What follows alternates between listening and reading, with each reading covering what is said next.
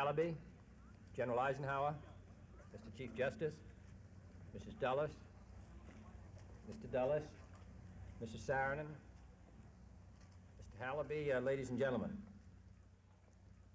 I want to express my great pride and satisfaction in the contribution which has been made by a number of dedicated public and private citizens in constructing this great building.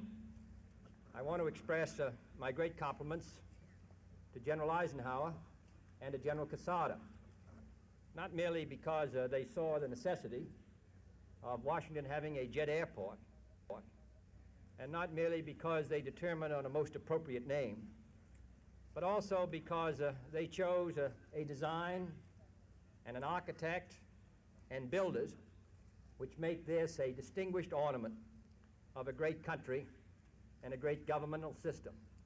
This building, I think, symbolizes the aspirations of the United States in the 1950s and the 1960s.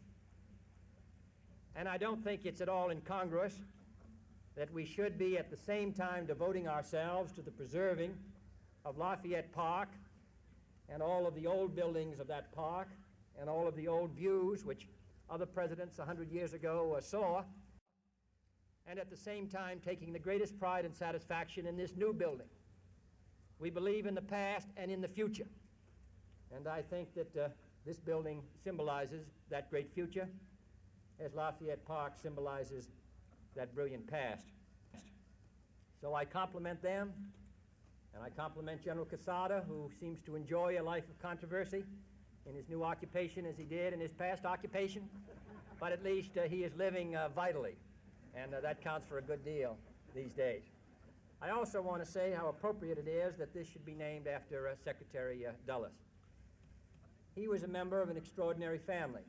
His brother Allen Dulles, who served in a great many administrations, stretching back, I believe, to President Hoover, all the way to this one. His brother John Foster Dulles, who at the age of 19 was rather strangely the secretary to the Chinese delegation to The Hague, and who served nearly every presidential administration from that time forward to his death in 1959. Their uncle, who was Secretary of State, Mr. Lansing. Their grandfather, who was Secretary of State, Mr. Foster. I know a few families, and certainly few contemporaries, who rendered more distinguished and dedicated service to their country. And therefore, I think that all of them can feel in the name Dulles Airport a sense of participation. We believe in that kind of public service, and I hope that the fact of the naming will encourage it in the future. Most of all, I want to commend those who will be working here, those who fly our planes, those who man those planes, those members of the Immigration Service who will be the first American that visitors will see here in the United States.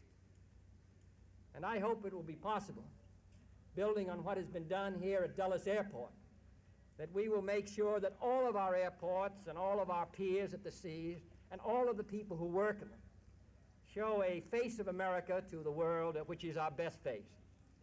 I hope that those who are here, those in New York, those in San Francisco, those at every port, whether it's on the ocean or whether it's from the air, will realize that the people who come here make a judgment about their country, that they are people who carry with them an impression of our country, and we want it to be the best. So we have the greatest hopes for them, and we congratulate them on their service in the past and in the future. Ladies and gentlemen, this is a great airport at a great time in the life of our country. I commend all those who've been a part of it, and most of all, I congratulate the citizens of America who, in their joint capacity as citizens of the greatest free country, have made this airport possible. Thank you.